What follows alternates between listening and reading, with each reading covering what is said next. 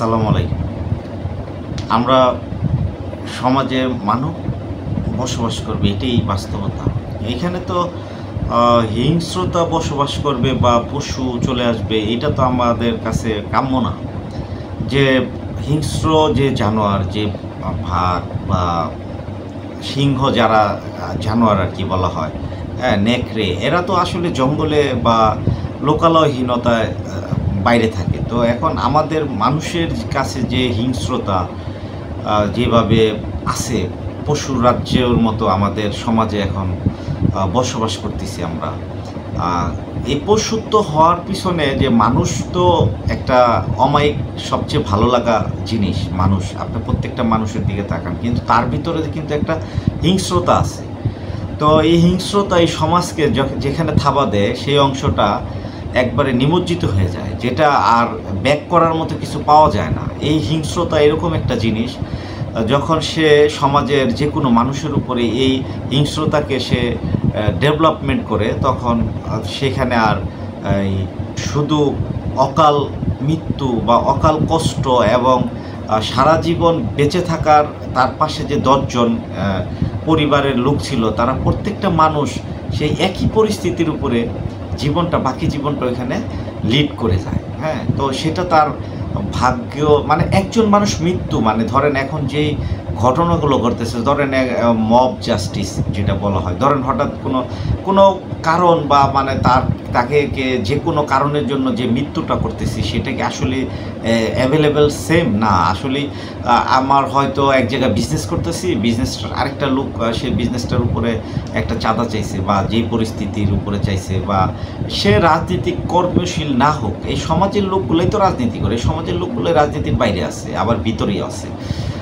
তো এখন তাদের ভিতরে আসলে কি এমন হিংস্রতা আসলো, কেন আসলো, এই বিষয়টা তো আমাদের সামাজিকভাবে যারা উচ্চপদস্থ অবস্থায় দেশকে পরিচালনা করে, যারা এই দেশের সংবিধানকে রক্ষা করে জনগণের জানমাল নিরাপত্তা দিবে, সেটাই তো বড় জিনিস। এখানে দল আসুক আর যে আসুক, এদেরকে আপনার প্ল্যানিংয়ে নিতে হবে।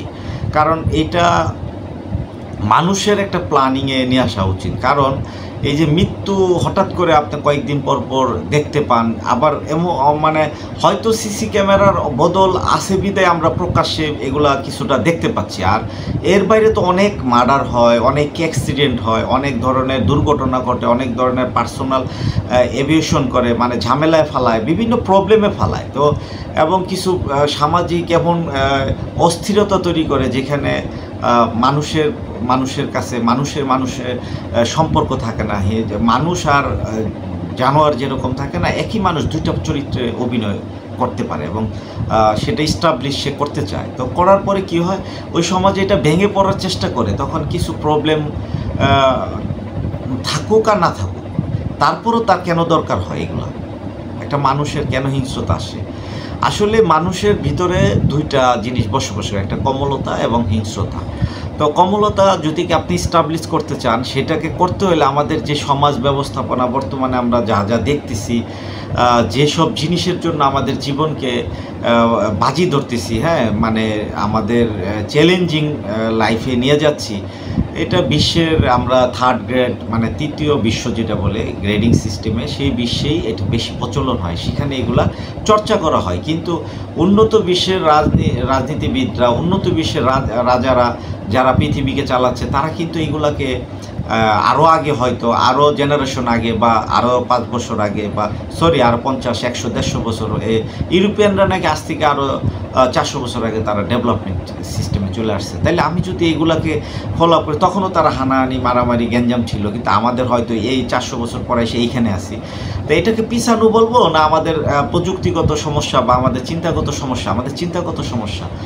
কারণ রাজনীতির হাতে যে পরিমাণ পাওয়ার ফোর্স এই সমাজে সকল মানুষ উঠাই দিছে, সিভিলাইজেশন নায়িকা, যেখানে শুধু আছে রাজনীতিবিদের মানসিক দিকগুলার, তার চিন্তা চেতনা বাস্তবায়ন করতে গিয়ে যে মানুষগুলা তাদের পিছনে দৌড়াচ্ছে, এবং তাদের দরকার জনসংখ্যা। আসলে কি রাজনীতিবিদের জনসংখ্যা গণতে হয় না, তারা এটাকেই গণে বারবার। কারণ তাদের কাছে একজন ভালো মানুষের হিসাব দরকার নেই, ওইখানে 10 জন একটু বাজে লোক থাকুক, মানে সে তার মেন্টালিটি তুই যে হিংস্রতা নিয়ে এসে চলতেছে, তাকে দ্বারা ধরেন সমাজে চাঁদা উঠানো যাবে, এক জায়গায় ধরেন একটা স্ট্যান্ডে গিয়ে তার কাছ থেকে টাকা পাওয়া যাবে, তারপরে ব্যাংকের লোড করা যায়, এরকম প্রভাবশালী লোক হয়।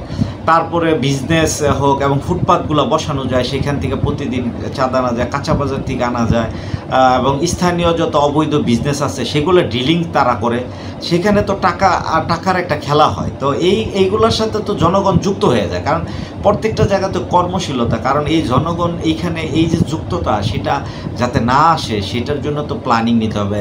বা রাজনীতি দল যারা আছে তারা দল করতেছেন এই বাংলাদেশে, যাদের নিয়ে আজ বাংলাদেশ খুবই তোলপাড়। এর আগে বাংলাদেশের একটা দল দেশ শাসন করতে গিয়ে দেখেন লাস্টের দিকে একটা জনগণ আর একটা দলীয় মানে যে সরকারের কাঠামো তাদের সাথে একটা মানে একটা যুদ্ধ অবস্থা তৈরি করে, যুদ্ধ চলে গেছে, যে যুদ্ধটা একটা বিশাল সমাজকে মানে ধ্বংসের দিকে এরকম একটা পরিস্থিতি, ভয়ঙ্কর অবস্থায় চলে গেছিল।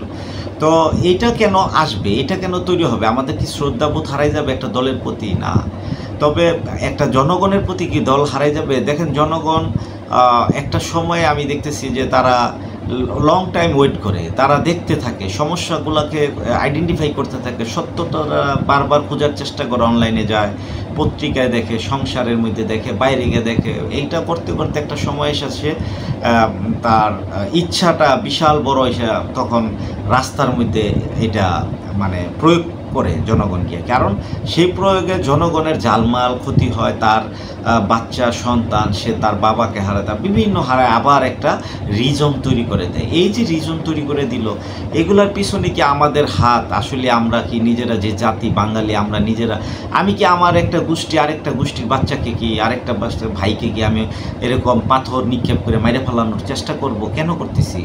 আমাদের কি আসলে এরকম জ্ঞান হচ্ছে না যে আমরা কাকে মারতেছি? হয়তো বিজনেসে সে তার টাকাটা বেশি হইতেছে, এখানে দেখেন যে মরছে তার দোষ বলবো না, যে মারছে তার দোষ বলবো না, এখানে মূল সমস্যা হলো সিস্টেমেটিক সমস্যা। তো এখানে সকলের চাওয়া পাওয়া, যখন পণ্যের চাহিদা যখন বেড়ে যায়, যে পণ্যের প্রতি আসক্তি বেড়ে যায়, পণ্য বলতে বোঝাচ্ছে ধরেন আপনি সব কিছু, মানুষও পণ্য হইতে পারে, যেমন নারী একটা পণ্য, সেখানে টাকা খরচ করতে যায়।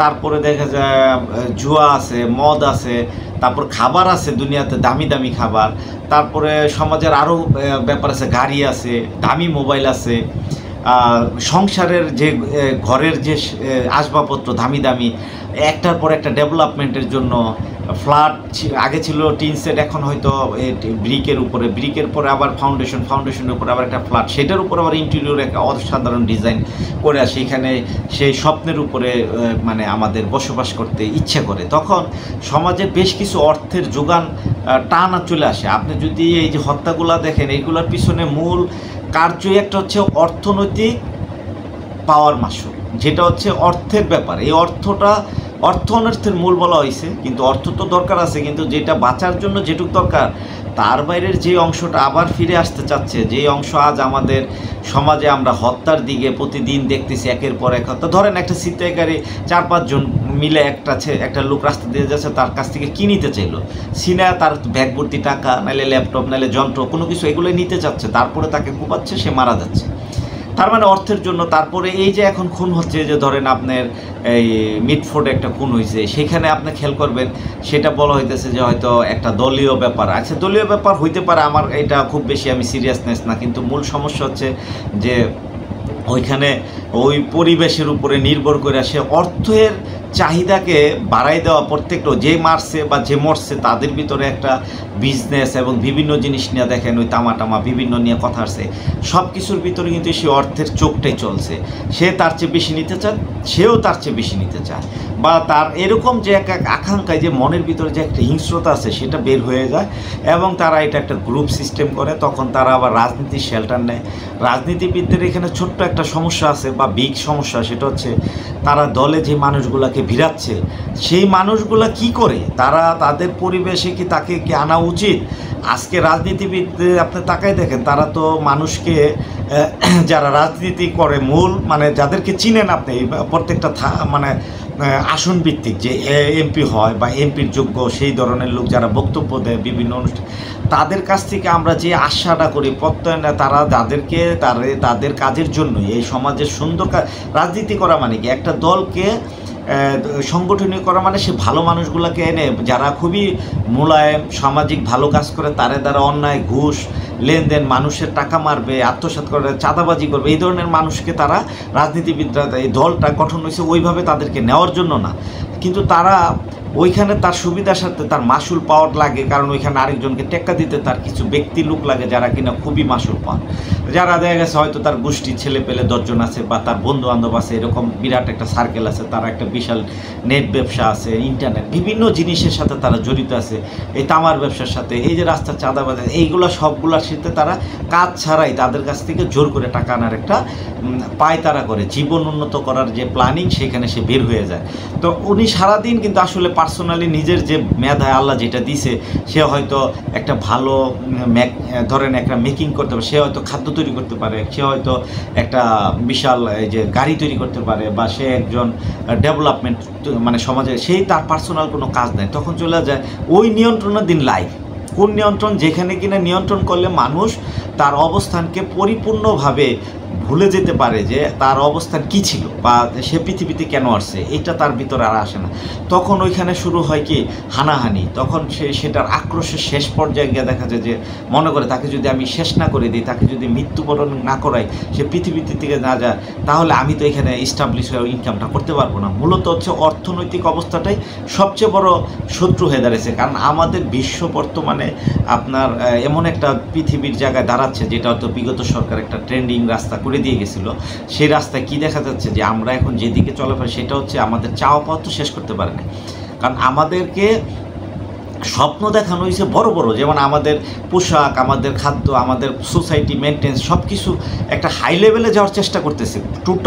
টোটাল এই জনগণ, টোটাল বাংলাদেশের টোটাল আপামর জনগোষ্ঠী। আপনি এখানে দেখেন একটা শিক্ষকও সে ডেভেলপমেন্ট করার জন্য পড়াশোনা করছে, তারপরে নিজেকে যেটুকু আগে ছিল সে আগে শিক্ষকগুলো ছিল নর্মাল লাইফ, তার অল্পতে পড়ায় সে ছাত্রদের কাছ থেকে খুব বেশি টাকা নিয়ে পড়ানোর চেষ্টা করতো না, হয় দিলে দিছে না দিলে তাকে জ্ঞান দিছে, সে ভালো, সে তার চেষ্টা থাকতো সমাজের মধ্যে শ্রেষ্ঠ শিক্ষক হওয়ার জন্য, যে সকলে তাকে শ্রদ্ধা করে, যে সে ভালো বুঝাইতে পারে এবং সবচেয়ে ভালো তার ছাত্রগুলা বেস্ট রেজাল্ট করে। কিন্তু আপনি এখন সেই গল্প পাবেন না। আপনি দেখেন এই যে এবার পাশ করছে, আপনি দেখেন তো কোন স্কুলের এসএসসি পরীক্ষার কোন স্কুলের গল্পের লোকটা পাবেন যে সে তার কাছে গল্প করতেছে যে আমি এতগুলা ছাত্র। আপনি নিজের এলাকাও খুঁজে দেখেন যে একটা ভালো স্যার টিচার খুঁজে দেখবেন যে সেই স্যার বিনা পরিশ্রমের দরকার নেই, লিমিট পরিশ্রম সেটাই নাই, তাই স্যারদেরও সেই সম্মানটা নেই, হয়তো অর্থ হয়েছে।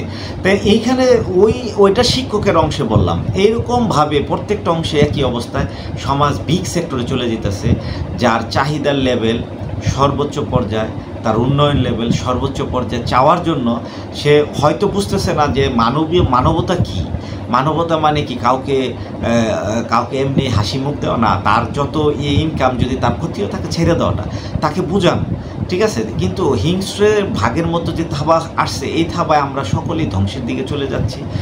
আমরা ফিরে আসতে পারবো কিনা জানি না, তবে আমাদের ফিরে আসা উচিত, না হলে মানব সভ্যতা বিলীন হওয়ার পথে হবে, বিশ্বাসযোগ্যতা হারাবে।